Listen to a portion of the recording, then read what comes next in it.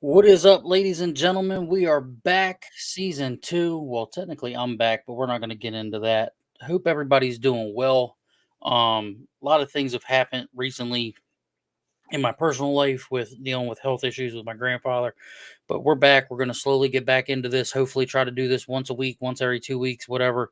Um, Basically, I don't want to flood you guys with content when there's not really much to report. Um, but tonight I'm blessed. I've got some backup as we're going in a new direction. I got some backup. Really good friend of mine that I met a few weeks ago over on the 302 Birds podcast. He's actually been real supportive of everything, trying to help me out, give me guidance, smooth talking, smooth profiling, even though he has a Nick Foles jersey hanging up, and everybody knows I can't stand Nick Foles, but he is that man from Birds of the Gridiron. Ladies and gentlemen, please give it up for Big Sam. Well, first off, I want to thank you, Dennis, for having me on. Appreciate all the love and support you give it over to my platform, first of all.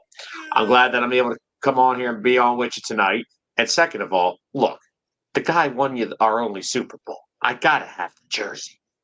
He cost Okay. us two. We could have had three. I'm sending you a Blankenship jersey for Christmas, okay? I hate you. I hate you. You will not do this to you will not roast me for my phone. What It's jersey a would you like doomsday. me to have on then? Um. Hmm. You've got a lot of options. I'm not I changing think a I lot on think here, you but I should have. have to wear a Corey Simon jersey. Oh, that was a very large, unathletic man. It's funny though. At least I didn't say Darwin Walker, bro. Like That's a larger, more unathletic man. oh You my could have said god. Broderick Bunkley, and it probably would have set me off though. You want Omar Gaylor? And Omar was good for like 2 No, years. he was not. Omar sucked. 2008, he was pretty well. I Okay, booed here's the that thing. guy. Listen to me. I booed that guy the first game he entered as a starter, and I almost got my ass kicked, and I was like 10. I was like, I want Trotter back. This guy. Oh, I knew the perfect jersey we should get you, bro. We'll get you a King Dunlap jersey. Just What real up, quickly, Doomsday? Oh man. this will be Oh, me for the rest of the show. oh, that's not nice. Do not ever bring up the name King Dunlap Who you want, to John me. Runyon? I love John Ryan. You Who want Todd doesn't love John? Harriman's? What do you want? Oh, dude, Todd was one of my most underappreciated Eagles ever, man. You I want love Coral Buckholter or what? Chip Corral wasn't bad. He wasn't. Reggie Brown wasn't bad either when he dumped that ball off to Corral and he took off up the field that one play. But let's get straight into it. Let's not tie everybody up with all of our fun and laughter and everything. So tell everybody where they can find you, what your podcast is all about. Give them the 411. I want to give you this time to tell them about you guys as well because I want us to grow together. All right. Well, first of all, you can check out Birds of the Gridiron on Facebook and on YouTube. We're live every Monday at 5:30 p.m. Eastern Time. And basically what we do is we just give an in-depth look to every possible thing going on with the Eagles. Like just yesterday, I don't want to ruin anything for your show, but we talked about who's going to be the number 2 corner this year for the Eagles. We come up with fun topics like that to talk about who's going to be their leading receiver, all those good questions. So we're going to be doing that. And so we just take an in-depth look at any news that's going on around the Philadelphia Eagles. And we've had a little bit, with mini camp and all that stuff. What's up, David? That's one of my OG 609 followers right there. Thanks for coming through, Dave. Appreciate you. Make sure you hit that like and follow. We appreciate you. I will, real quickly, I will apologize in advance if any NFC East rival fans show up in this chat because Bring it. it's bound to happen. Bring it. So, but yeah, so Facebook and YouTube at Birds of the Gridiron is where you can find us. And Dennis, you were a guest on our show before, so I'm glad that we've both been able to reciprocate that favor. I've had Dalton from 302 Birds on there, and always a shout out to them. They're good people, great people. So the first topic that I got listed that I wanted to talk about with you, the possibility of Hassan Reddick coming back to Philly right now.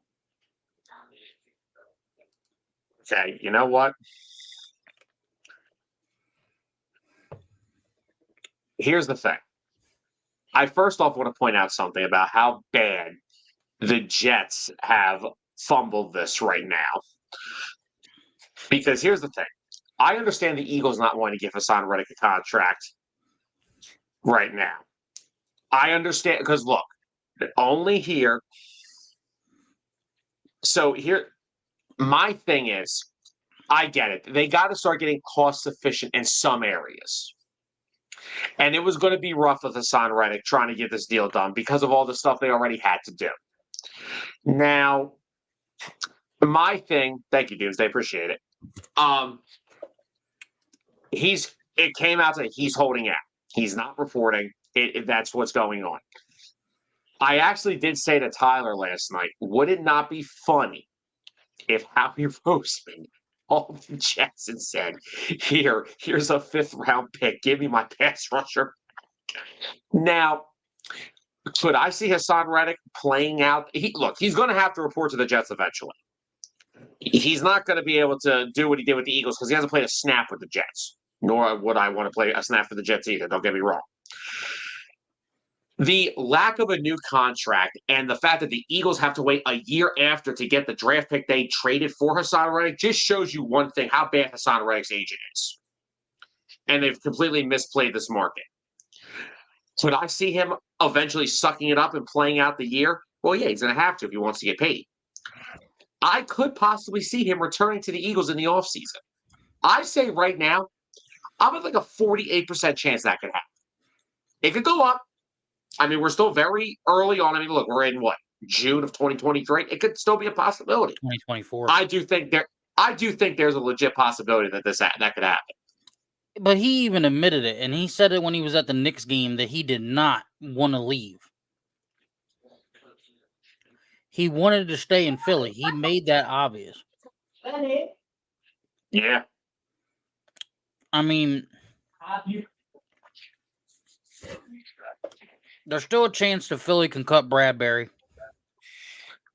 That's a topic that we'll talk about in a minute, but please, you save that money. I still don't think Avonte Maddox is going to make the final roster.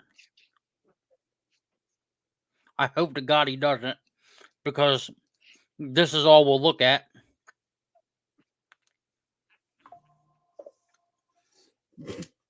He'll get hurt the second week of the season. Again. Again. Well, no, we're not playing Minnesota, so maybe he won't. We're playing Atlanta. Oh, crap, even worse. So, the money would be freed up that they could pay him. I mean, they could pay him now if they wanted to and still have cap. The thing is Howie would have to space it out because he's not getting no younger. What is he, 28, 29? Who, Reddick? No, Reddick's 30. Is he? Yeah. Here, let me just double check real quick. Okay, no, my mistake. He turns 30 in September. My mistake. But he's 29 currently, yes. Yeah, so it's like you got to think he's probably got, 2 years left of being a solid starter and being productive? Possibly. Maybe 3, depending on how he takes care of his body. I mean, look how long Graham's held up. That is true. And honestly, they were both late bloomers in their career because remember, BG, the first 3-4 years of his career, it was no bueno for him. In 2012, he was out most of the year with an injury. It was tough for him. And Hassan Reddick, teams didn't know what to do with him. And then until who was it? Who was it? Was it Carolina decided his year there, like, hey, why don't we turn this guy into a pass rusher? And it's been all she wrote. I mean, last year I really think that cast played a role in the beginning part of the season because he couldn't get comfortable. Oh yeah, those first 3 games last year, I said it from day one. He can't use his right hand properly. Of course, he's not going to. He's struggling getting to the past the guys. He can't use his hand. Pass rushers live off of their hands. And I strongly think like the end of the year last year, like his production went down just because the team had gave up. They didn't trust the coaching. They didn't trust Sirianni, and they knew that they weren't going to do anything. They were like, oh, even though we're in the playoffs, we're not going to do nothing. We can't. We're not going to win on these backyard schoolyard plays that we're doing. Running a freaking screen to Devontae Smith with no blocking, and the kid gets hurt. Like we almost ruined the kid because of stupid shit like that. Yeah. Like it's just not.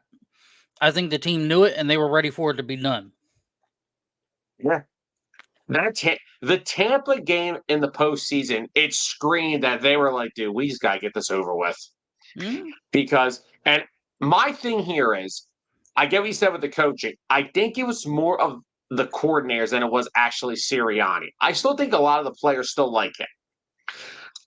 And from what it sounds like, he was open to major changes this offseason. And that's why Kellen Moore was brought in. There is not one offensive player. Now, look, could we say that sometimes last year, not a knock on Jalen Hurts or anything, could we say maybe A.J. Brown was force-fed the ball a little much, right? Could we agree with that? Now, if you're A.J. Brown, right, you'd be ecstatic. Like, oh, I'm getting the ball every time almost.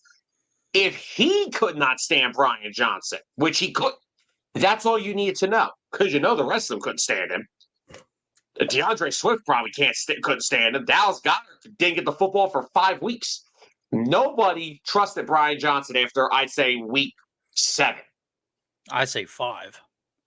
Okay, well, all right. So I'm being a little too generous, and I don't think they trusted. I don't think and Sean Desai and Matt Patricia on the defensive end. I don't think they had a plan. I think Matt was at a lose. I don't think he was ever going to get anything with that. I think he kind of got fed a short spoon that had no faith at all. Now, had he gotten the keys to the book beforehand and gotten it like week 7, like you say, I think you would have seen a different defense because they definitely did respond differently when they played Seattle. You saw a different kind of Sidney Brown. You seen a more aggressive, ready to hit, ready to kill mindset, attitude, was ready to go, ready to blow somebody up. The edge rushers were hitting. Everything was hitting. And that last drive, it was just they were burned out. They were burned out. We suck in Seattle. We can't win in fucking Seattle. No. That last drive will be known for one thing. James Bradberry. That is it. And everybody tries to say, oh, it was Sidney Brown because of that one. No, it was not. Like, because he missed one tackle, you want to pin it on Sidney Brown. Like, no. And the other thing you're pointing out, Patricia, in my personal opinion, from what I saw, let's look at a guy like Eli Ricks, who was an undrafted free agent, right? I watched this man play slot corner under Sean Desai, and he never played slot corner a day in his life. Then, all of a sudden, James Bradberry forgets how to play football. Darius Slay gets injured. Ricks and Ringo are barely giving up completions for the final few weeks. So Patricia did something right with that. And, I mean, there's a lot of things that last season that I wish we could have answers to that I know we'll never get. And I really think, Big Dom being taken out of the thing had a lot to do with it too. I think he has a lot of pull on the sideline with keeping people at a cooler head and not letting shit get out of hand. I still don't think he should have been kicked off the field for as many games as he was. I think it was ridiculous. What's his face? Greenway provoked it. I was there. I watched it. You know what I mean? Like he was already down and you hit him anyway. Like just ridiculous, man. But well, my thing with that is, right, they're talking like, well, Dom can't put his hands on a player. The player couldn't put his hands on Dom either. But they jumped it. I'm not even going to go there because I'm going to bite my tongue. But going into this kind of topic kind of leads us into what we were talking about where you guys touched on it last night with the cornerbacks. So if Bradberry's getting told he's moving back to safety, that tells me one thing. His mindset is broken. He's not confident in himself at the outside no more. That tells me straight up that they see it, that he is not confident at the outside corner spot. And he's not confident playing slot because he just doesn't have the speed to do it. 2, they know he doesn't have the reaction time, and he doesn't have he doesn't want to get physical because, again, he thinks the city hates him because of the Super Bowl, which, I mean, we don't hate him, but I don't hate him for that. we dislike him for that. I don't. I think it was a cheesy I ass think it was call. a cheesy way to give him the ball. I mean, yeah, but so I think it's a confidence and it's a morale thing. Like, he's just I think he was mostly focused on I don't want to be remembered as the guy that lost the Super Bowl with that call. Which, and then look, last year he just it was bad. And like, I seen something the other day. Somebody tried to compare him to Sidney Jones. I'm like, you can't compare James Bradberry to Sidney Jones. Sidney Jones never even got a chance to blossom. You draft this kid in the second round of the 2018 draft after he tore his ACL in his rookie Pro day. camp. Yes, at his pro day, literally at his, because Like, you Sidney can't. Jones. Tell me if I'm wrong, Sam. Like, you can't put a judge on him because he never got a chance. This kid got tore, like we said, he tore his Achilles in his pro day, and then he got rushed back, and they expected him to be the best thing ever because of what he did in college. No, like, you tear your Achilles or ACL, like, that's mind-blowing. An Achilles is a 2-year injury. The first year takes to recover physically. That second year is a mental recovery because you're in there sitting like, can I cut the same? Can I move the same? Can I plant the same? Can I do all these? I'll tell you this right now. I am privileged in my life to have never suffered a major sports injury. I used to be a basketball player. I have played basketball my whole teenage into my young 20s. And I still play sporadically, but I'm retired. But I never suffered a major injury, knock on wood. After I stopped playing full time, I got Achilles tendonitis. And I will tell you now, that is not a torn Achilles. That is nothing as major as that. It is when your Achilles is just inflamed like that, you literally cannot move it. You have to use all your planning on your arch to the front of your foot. Your back of your heel is useless. I tried to play basketball one day on it. I've played maybe 4 or 5 times since. And it's just impossible. And for him to then try to get him back to, because here's the thing. Sidney Jones would have been picked in the first round by the Eagles over Derek Barnett if he never gets hurt. I don't care about what they say. And look, I like Derek Barnett. He'll be known as one of the most famous plays in Eagles history, the strip sack fumble recovery. But he was not the pick if Sidney Jones was healthy. And they rushed him back. And the other problem was they wanted him to sit behind guys in 2018 into his second year, but then guys got hurt. Ronald Darby could never stay healthy. Jalen Mills had the speed of a drunk cat. And I love Jalen Mills, but the guy could not go. He wasn't a bad coverage guy. He just wasn't fast. He had no speed. Look, you want to watch if you want to go watch a drunk cow try to cover something, you can watch Jalen Mills because he's got some 10 feet, dude. Dude, you're so fucked up. I don't hate Jalen Mills. Jalen Mills was a baller. He was a dog. I think he reminds me of, and I think about he reminds me of the freaking tractor cow from freaking Cars when they go. Yeah. And that's the thing. Jalen Mills, because first of all, Super Bowl 52, he was going snap for snap with Gronk. He was never afraid of who he was going He denied Julio Jones in the NFC Championship game. Exactly. He was never cow, bro. I can't. That is the one thing I will always say. He will never be hated by me because he was a dog. He wanted the biggest name on the field. He wanted Julio. He wanted Odell. Jalen Mills is better than Crevan LeBlanc. Oh, come on. Why do you got to bring that in? Dude, I remember when he got knocked out in Green Bay. I was so sad that he got hurt, but I was so happy that he was out of the game because he just sucked so bad. It's fucking wrong, but it's the truth. But you go talking about injuries and stuff, like I'm gonna touch on this, and this is where people get a little touchy and all this because they love Jalen. And don't get me wrong, I like Jalen. Let's be real.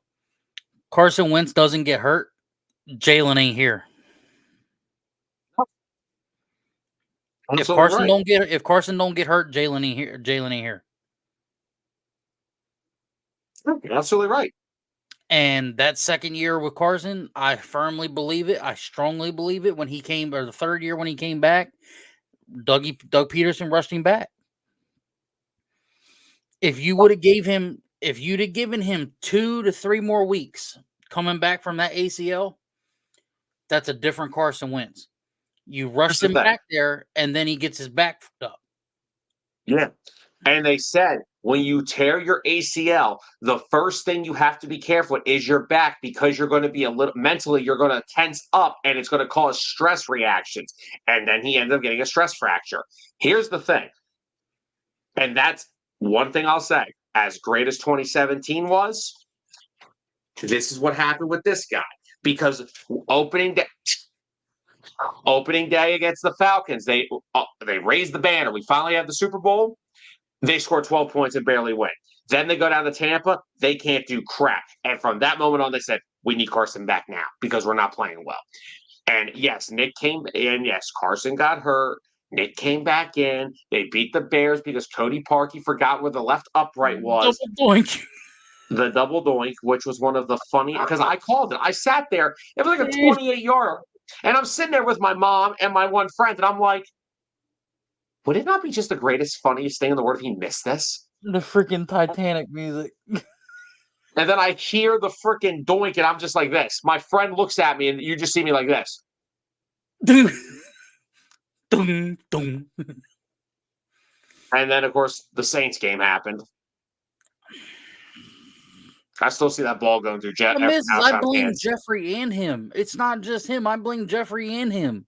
He's got to catch it. Yeah, he's got to catch it. That's just how it is. And I still think they would have won. I get putting the high side on it because of the corner that was on him was almost like the same height as Jeffrey. I get it, but you have his outside shoulder that you could have easily that he's made catches like this. How many times in his career on the sideline?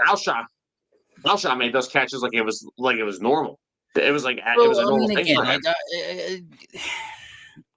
And I just feel like, and what I tell a lot of people is I feel like people don't hold Jalen to the same accountability that they did Carson. If Jalen messes up, they don't jump his throat wanting to kill him.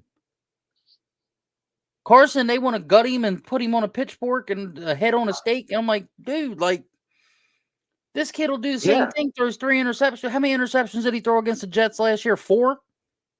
Yeah, it's right now he's in the story. And they were bad. But my thing is like nobody wanted to jump his shit. Carson did that. And I think that's the problem. I think people are afraid to do that because of what happened with Jalen and Carson. Now they don't want to have with Jalen and somebody else. Who cares? It's called holding these guys accountable.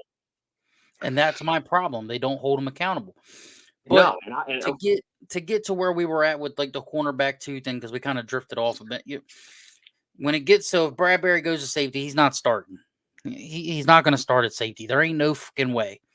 Unfortunately, this fuckwad will be playing, and C.J. Gardner-Johnson, unless Sidney Brown comes back and takes Blankenship's job, which I think can happen.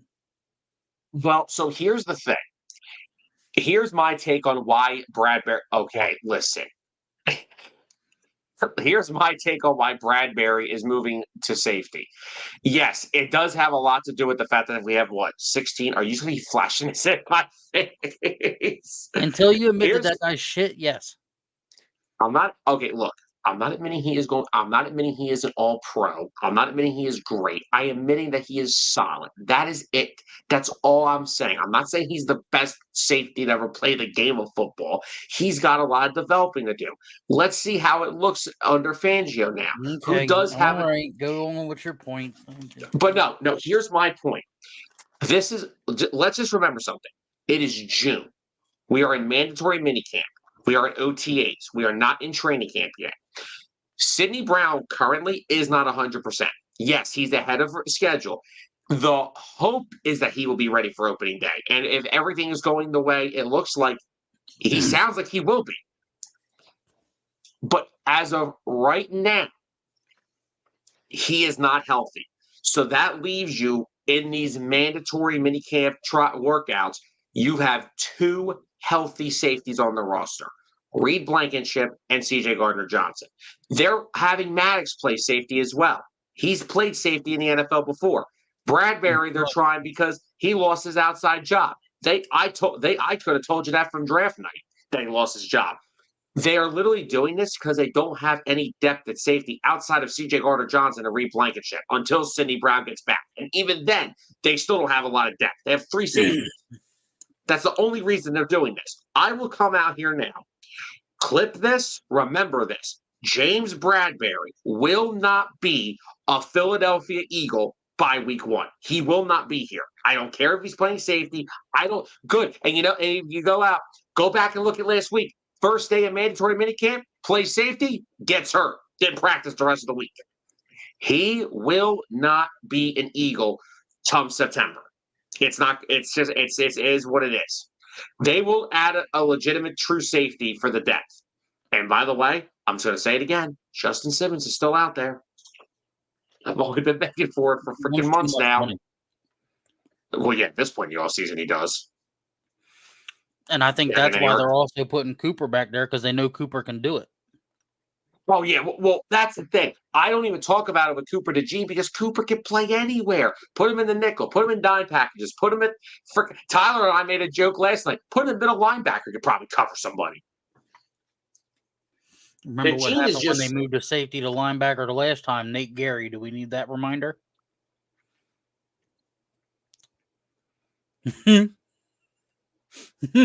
I didn't freeze either. I'm just stuck on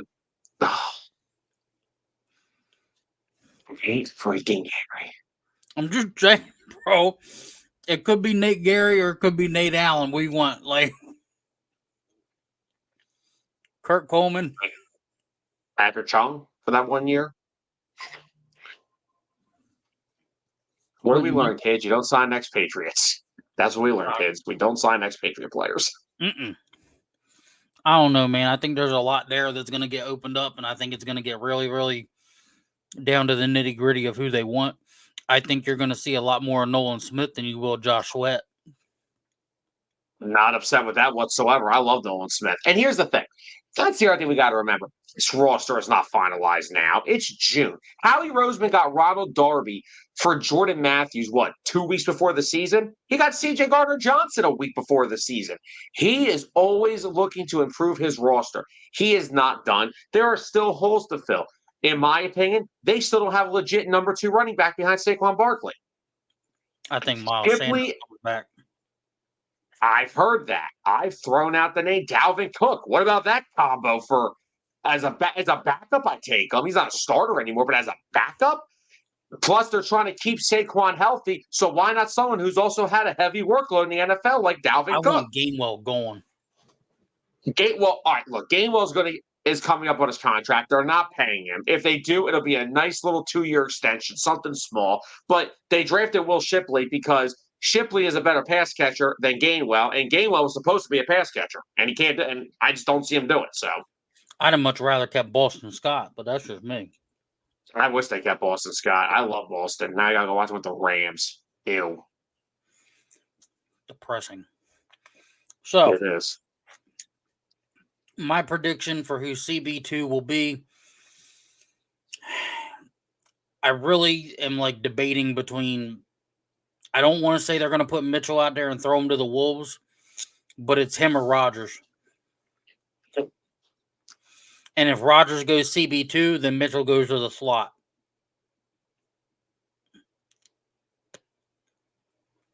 Maybe because they were doing some 4 cornerback sets at practice, and they had Mitchell in the slot on those. They're trying to get all these corners ready to play anywhere because I was telling this to Tyler. Remember all those years, Dennis, with the Michael Jacquets of the world and the Josiah Scotts and all that stuff? Yeah, exactly.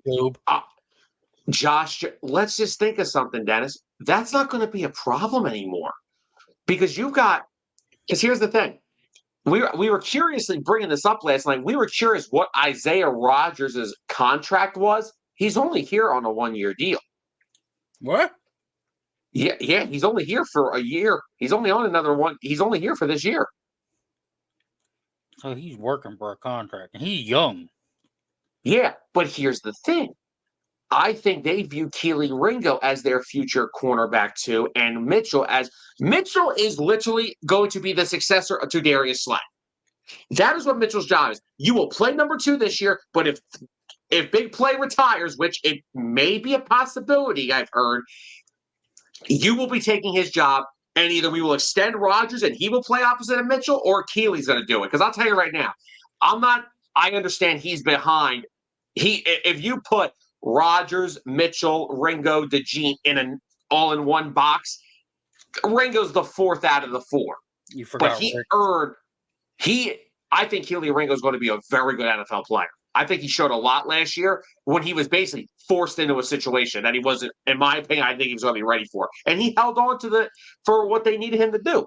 He's a young kid. He's only 22. That's young.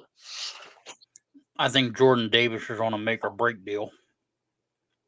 No arguments here, but you know what? The first thing we asked, be in better shape. So far, looks pretty decent. Not saying anything for June, but dude, they fired the conditioning coordinator. Yeah. Well, because they were pissed at both him and Jalen Carter's conditioning. They're like, these guys in September were killing it. I needed these guys in November, December. Where were they? On the sidelines. Yeah. I'm like, dude, how you fired that guy? Like, who else have not been doing? But because Jalen Carter, he was defensive rookie of the year leading up until the winter, and then his snaps went down, his condition. But I'll say this about both Davis and Carter. They're doing and saying all the right things. Like I said, that doesn't mean crap now. I don't care how you look now. I don't care how you look through the first 5 weeks when it's nice and warm outside. I care about what you look like when it's freezing cold out. You're in the 4th quarter, and I need someone to stop the damn ball. That's what I care about. I'm fully confident in Jalen Carter, and I'm still fairly confident in Jordan Davis. I've not lost anything in Jalen Carter. I got nothing but.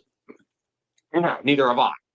I think Jalen Carter may be at the end of the year a top 5 interior defensive lineman. He's already in the top 10. That's Aaron Donald reincarnated, bro. I think he's maybe I'm not the big comparison guy, but I can see where you're going with it. He's the closest thing. The guy is a generational talent. Like, I'm fighting with a sunflower seed. Hang on.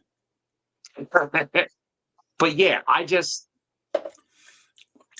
think now when you see what I'm about to say here, you're probably going to shit a brick and look at me like I'm crazy. Josh Sweat has become one of the laziest defensive ends I've ever seen in the NFL. He's hot when he wants to be hot, but if he feels like the attention's not on him, he does this. Get off me. Don't touch me. Ow. Ow. Don't touch me. I did it one play. Here, let me go celebrate. No, go back on the field. Go back on the... That shit don't fly in Philly, bro. It don't fly in Philly. He doesn't have the size, but I'm telling you, because I see something, and I looked back and I watched a lot of tape over the last 2 weeks, especially like when we had our talk on your show. Was it been a week and a half now? A couple weeks, something like that. You want to know who Nolan Smith reminds me of? Just take away some of the size. Who's that? The Freak.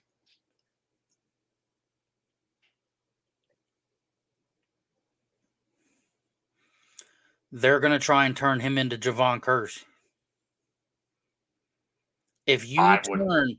So, Javon Curse never really had the speed, but he had the height and the reach, right? So, you take away the height on Nolan Smith, but you add up the fact that now he's getting bulkier, so he's stronger, which they said that his bench reps are almost as equal to Jalen Carter. So, that's getting insane. And he's also kept his speed. So the only thing you don't have is the height.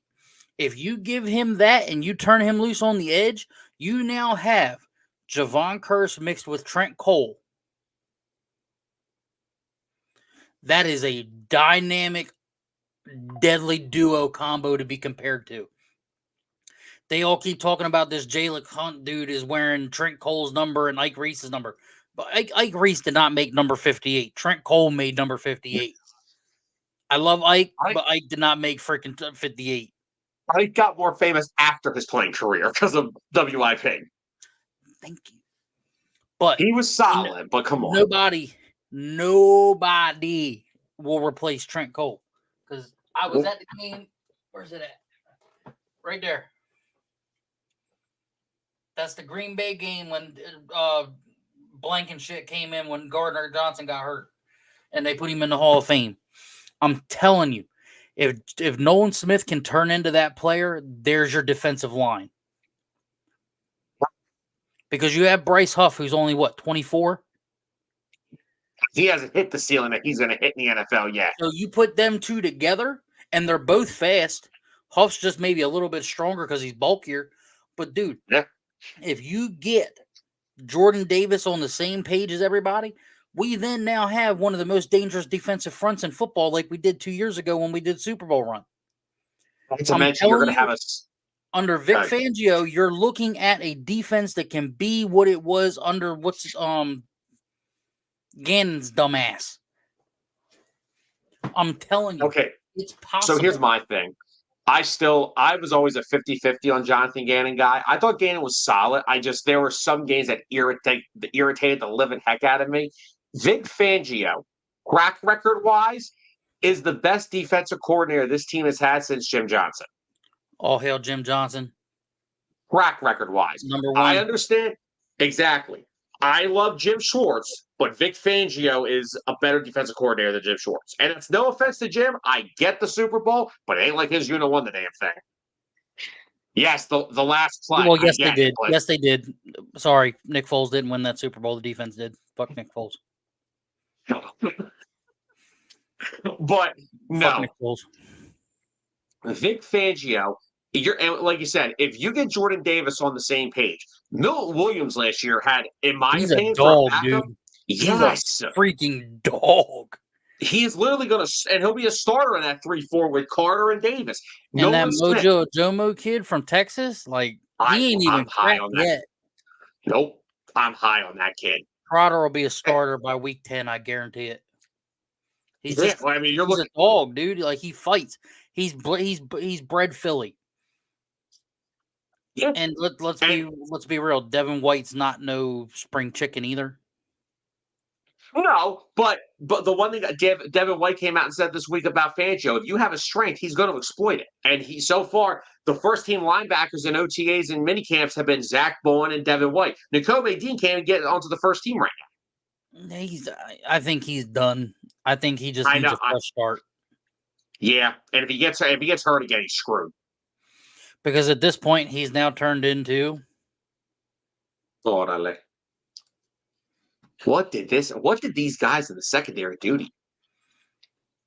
They didn't tackle. Here's true. And that's the thing now. You're talking about this front with Smith and Huff and Carter and Davis and all them boys. Then now you got a defensive coordinator who throws out coverage schemes that confuse so many guys.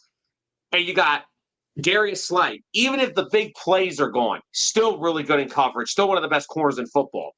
CJ Gardner-Johnson, not only a playmaker, one of the toughest SOBs you're going to find. Yes, Reed Blankenship. Just give me a second. You have Sidney Brown. Okay. You have Sidney Brown, who, when healthy, will fly all over the football field. Whatever you ask him to do, he's going to do it. You've got Quinyon Mitchell, who I think is going to be one of the best young corners in the league. Isaiah Rodgers, who honestly, if he didn't get suspended, would still be a Colt. Keely Ring, and I mean an Indianapolis Colt, not like a Colt. Like, I just want to verify that. And then Keely Ringo. Avonte Maddox, yes. Like you said, I understand that the only knock on Maddox is, can he stay healthy? When he's on the field, he's productive. When he's on the field, he is productive. If he can stay healthy, they've added some depth. They added Tyler Hall in free agency to be his backup. They brought in Perry Nickerson last week who was with Fangio in Miami. Cooper DeJean's going to be all over this football field. There are so many looks and don't forget, Fangio's not going to ask Zach Bourne and Devin White to say, okay, you're off ball. Just stand back in the middle of the field and cover the running back. No, he's going to say, okay, CJ, come up, Devin, go kill the quarterback. He will send them what the two middle We're going to see linebackers they signed. packages that we haven't seen since Jim Johnson. They're going to be packages we didn't even see then. They're going to bring pressure from so many areas that it's not going to be funny. The corners will actually play bump and run and not be 5 yards off the fucking receiver this time. Thank the Lord. I couldn't stand that, dude. Every time I watch that, I'm like, that drove me nuts. What are we doing? Like, you're giving them 5 yards. Yeah, like it's literally going 3 steps and then they're pivoting and they're going and like the corners are like no, bro. Well, that'd be the thing. It's like, all right, they're playing they're playing 5 yards off their man. It's 3rd and 5. You're giving them the first down. Play bump, play press. Oh, these guys don't play press. I don't care. Bradberry and Slade didn't play man a lot either, but they still played them in man. They're zone cover. The ones that you don't want to play bump and run with, I'm sorry to say it, but Quinyon Mitchell and Cooper DeJean are not the ones that you want to play bump and run with because them boys will get down to the nitty gritty, and so will Ringo and so will Ricks. They proved it last season. But if this bum touches the field, he'll get hurt if somebody even touches him. And then you got this clown, he'll be hurt if somebody comes across the middle and just stiff arms him. What is fucking bum, bro. I'm going to be on the Reed Blankenship Pro Bowl tour this year because of you. I cut the P off of his jersey and I put a piece of Velcro and I got a T off of another jersey, like an old one. And I literally put the Velcro so I can remove it when he fucking plays good, and he does.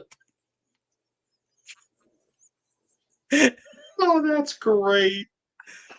That is absolutely great. I will do it. Listen, I'm going to wear that jersey to the stadium, and I'm going to change it on a per-play basis. A per-play basis. Listen, if I have to, I will take a picture or a video of me changing it every fucking. I will do it. Interception, right. Blankenship gives up a bad pass. Blankenship. You said it. You said the name. I did. So the mini camp takeaways I take from this, we'll keep this one short because there wasn't really a lot to report out of mini camp except the changes to the team, and they really can't get into the deep stuff yet because they don't even got pads on. Jalen said it is definitely an all-new offense. He's trying to learn it and figure it out. The biggest takeaway that I would say about this offense is you have to, like Kellen Moore said, you have to let Jalen be Jalen. You can't try and make him a pocket quarterback because he's not a pocket quarterback. You have to give him the reins to run and let him go. Don't be telling him, hey, just stand there and get fucking blown up. No, because then look what happened last year. I don't give a shit what anybody says. The New England game, when his knee got hyperextended, he was fucked for the rest of the season last year because of that fucking play. He was not healthy after a certain point in the season. I could have told you that from day one. Yeah, he was done after the New England game. He was never right after the New England game. And then when he did... I noticed after the Rams game because he had a run in the Rams game where his knee also got bent back a little bit. That was the game where after that I was like, yeah, he doesn't look like himself. What was it, the Dallas game when he didn't almost come back or something? Or the Banks House. But I mean, even that game, like we were all like, oh fuck, we got to deal with Mariota. Mariota came in and played good. Like of all people. Yeah. Granted, the best play of that game was watching Dak Prescott get dumped on his head. That was fucking priceless. And then, dude, like if I would have told, like, did you go to that game at all or no? I went to one game last year, and that was the Minnesota game. So I was at that one. Dude, when I tell you his reaction, the reaction that stadium did when they said the tight end caught that touchdown before they reversed it, bro, that was like ready to beam Santa Claus with snowballs again. Like it was bad. Like they were like, people were fucking pissed. And then when that, like the whole mood changed that game, like you felt like the team had a fire again. Like they were burning, ready to roll. Like it was crazy. And then of course what happens, freaking this dipshit gives up a touchdown. Tell me I'm wrong. I can't. I'm not saying you are. I just can't help but laugh every But time then he we thinks go. he's the best thing ever because he picks up a fumble at the end of the fucking game. Like, you dickhead, the game was already over. How's it a fucking fumble? Like, fuck you. Like, all right. So again, it's a whole different offense. They're all learning it. So even Jalen doesn't look that comfortable. And they were trying to say, oh, Kenny Pickett this, Kenny Pickett that. Kenny Oh Pickett my! is a glorified fucking backup right now. He is nothing more That's than a all he trade. ever will He's a be. trade pawn. He is a trade pawn that Howie is sitting on until somebody gets hurt in preseason. He can dump off for draft picks. All of Sam Bradford. It's what he's gonna be. If he gets kept, okay. But if anything, I'm good with Tanner McGee. Yeah. Tanner But McGee had a again, really good preseason Pickett last is year. I a liked him. Pickett is a glorified backup. He is. So I don't read too much into that. I think it's a crock.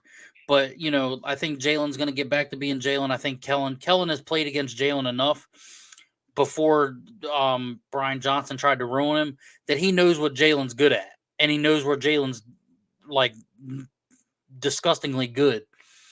If you get Jalen back to what he was when they played Green Bay the last time they chased Aaron Rodgers out of the stadium before he went to the Jets, if we get the Super Bowl year, Jalen Hurts back, that was Super Bowl year. That was 2 years ago.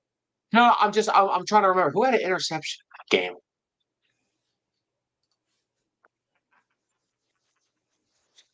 I had to do it. But no, you're right. If we get what we got out of Jalen in 2022, I think there's still stuff with him that hasn't been potentially been unlocked I yet. told somebody today, I guarantee you, AJ Brown sees 1,600 yards receiving, but Devontae sees 1,500 right behind him.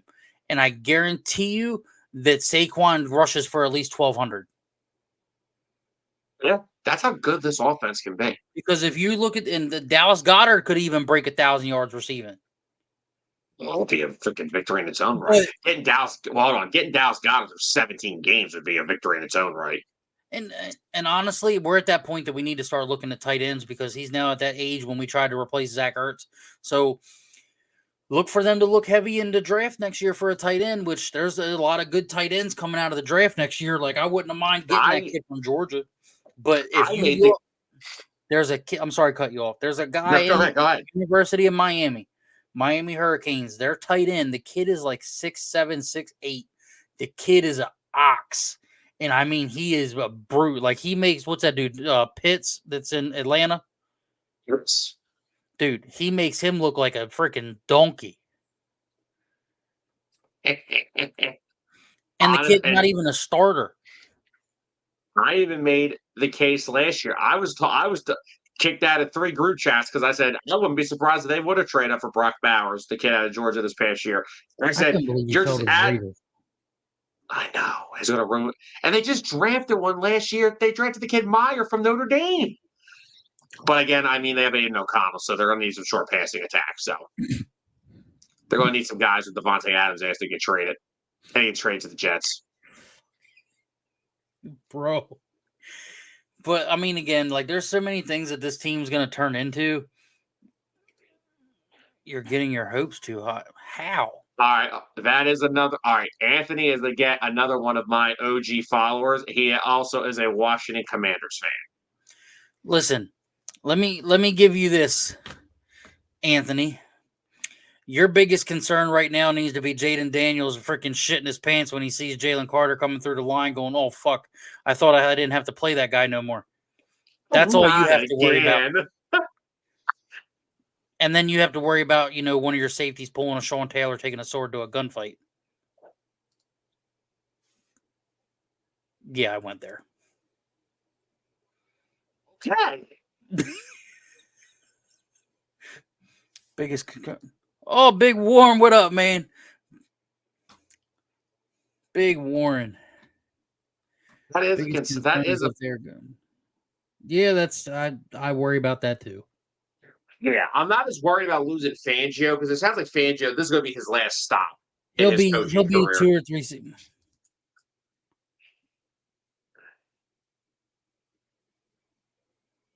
The league should be scared of Jalen Carter. Exactly, bro. It's not like y'all have Clinton Portis to run up the middle no more. You know what I mean?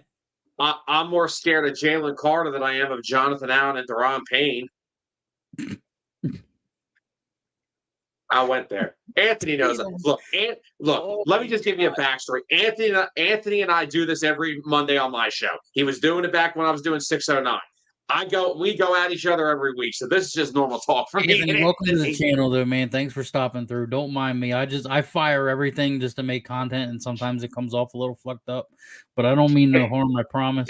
You can ask Sam. I'm harmless. It's content. What does um, this say? Don't you know? I am now known as the #1 Reed Blankenship fan. who said that? Me. I'm gonna literally come on here as a guest again. I'm I gonna get a swear superhero to cape. God, I will make sure you don't show up on the thing.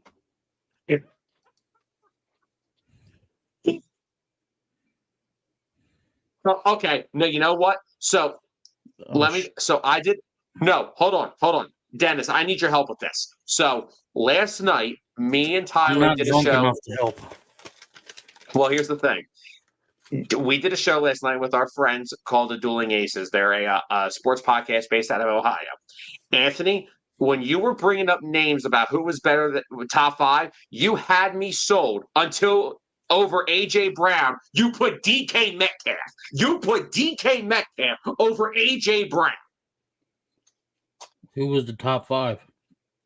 I think he had Hill, Jefferson, Anthony. Who else did you have? I know you had Jefferson and Hill, which I gave you. You had CeeDee Lamb, but I had CD in there, but he's not better than AJ Brown. Here's why CD's not. You know why CD's not better than AJ Brown? CeeDee Lamb inside the numbers, problem. CeeDee Lamb outside the numbers, little princess. CeeDee Lamb doesn't win on the outside. He wins in the slot against the third best corner. Top five in the Anthony. league for me. Tyreek Hill would be number one. Okay. It's a toss up at number two with Jefferson and Brown, just because AJ's just a freaking dog. So 2-3, let's just say them two kind of shared that 50-50. At 4, you could argue DK Metcalf because DK is a brute. Like DK is one of them dudes. At 5, Jamar Chase. Mike Evans is not a top 5 receiver. Sorry. He's a consistent top 10, but he's not top 5. He's like 6. I'll give him 6. My I top played, like, I five played are. football against Chris Godwin, dude. I played football against Chris Godwin in Delaware. Like, I graduated from Chris Glasgow. Godwin, We played Middletown. I know Chris Godwin. Like, I could call the guy. My top 5 would be not in no order either. Just Jefferson, Hill, Brown. I'm going to go. It's tough. See, I have 2 spots and 3 guys. I've got Chase, Lamb, and Devontae Adams. Because Devontae Adams is still a freaking stud. The only problem with Devontae Adams now is he is now getting thrown the football by Aiden O'Connell. So, well, here, I'll put Warren's up there. Warren says Hill, Jefferson, AJ, CD, Amon St. Brown. You could argue Amon St. Brown all day long. I'm in right. You could. So I'm not going to argue that. I'll have to make that a poll on the page or something. That's really good. Who do I think is going to be starting in the secondary? So, of course, Slay. CB2 is probably going to be Rodgers. The slot is a toss-up right now, but I really think it'll be Quinyon Mitchell or somebody else. I'm not exactly sure. Linebackers will probably Devin White and Zach Baum will end up starting, but by week 10, Trotter will be in there somewhere. Safeties, unfortunately, that guy I don't speak of, but I'll put his picture up here so you can see it. That guy. Safety since Ed Reed. CJ Gardner-Johnson. But I do feel that Sidney Brown will take Blankenship's job by week 12 because he'll be back. It's Ed Reed Blankenship. Go fuck yourself. Hey, I didn't make the nickname. Someone else did. Go fuck yourself. That's my prediction on the secondary. What do you think the secondary is going to be? I think it's going to be Slay and Mitchell on the outside. I think Rodgers will rotate in and out. In the slot, unfortunately, I still have Avonte Maddox because he's just proven that he is one of the most productive slot corners. And I think if it's not Maddox, it's going to be DeJean because they've been playing him at a lot of nickel. And then it's going to be Blankenship and CJ. But again, like you said, I also wouldn't be surprised if Sidney Brown got more playing time late in the season. I think you're going to see it, but I think eventually they're going to find out what his strength is. And Sidney Brown is going to turn into Brian Dawkins, and he'll be that blitzing safety that we need to come off the edge flying. Because I want to try and keep this under an hour to be real short, which we're almost there. We got like 3 minutes. The final topic, games that I'll definitely be at this season. Sam, I will say this. I do hope that you can join us for a game and come tailgate with us with the Countrywide Eagles Tailgate Mafia. Right now, as of right now, I have my tickets locked in for Atlanta, which is the home opener in Philly. Because my target game. Because I'm not paying $3,000 to go to freaking Brazil. And then I'll be at the Jacksonville Jaguars game, which will probably be a Kelly Green game. Is what I'm predicting. They did clarify that the Kelly Green jerseys will be worn. I think Slade did that just to be a goofball. I am in the process of probably getting ready to move. So I think we're going to take Countrywide Eagles Tailgate Mafia on the road and try to do the Bucs game because I'll be living in Florida. But the next game that I'll probably be at would be either the Steelers or Dallas. And then I want to try to come home for a playoff game, of course, in Philly. Do you have any games that you're particularly looking at? Target game right now would probably be the home opener against Atlanta. That's So definitely. are you going to come spend time with me? Of course we will. If we can get that, as long as it all works out, of course we will. Lot D, baby. Hold on, wait. Oh, okay. I was seeing one of Anthony's comments just now about Reddick, and honestly, yeah. Oh, it just popped up. Yeah, like I said, the one thing Howie Roseman didn't want was for anything like this to become a distraction. He'll be back though, I guarantee it. But with that said, ladies and gentlemen, we are gonna wrap up tonight's episode. I do want to tell Sam, thank you for coming by. It means a lot. Thank you for believing in me, believing in my product of what I want to do here. Thank you for your friendship, being there for me through these past 2 weeks with dealing with all the family stuff I've had going on. And just again, thank you for being a continuous support system and just having, the open communication to want to talk and help me get through things. Let everybody know where they can find you at, man. Well, first of all, always, brother. I'm always there if you ever need me. I got you here. Eagles family forever.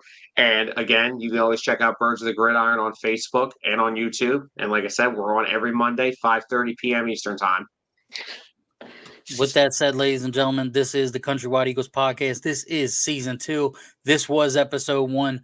We'll try to be back next week, if not to be the week after for episode 2.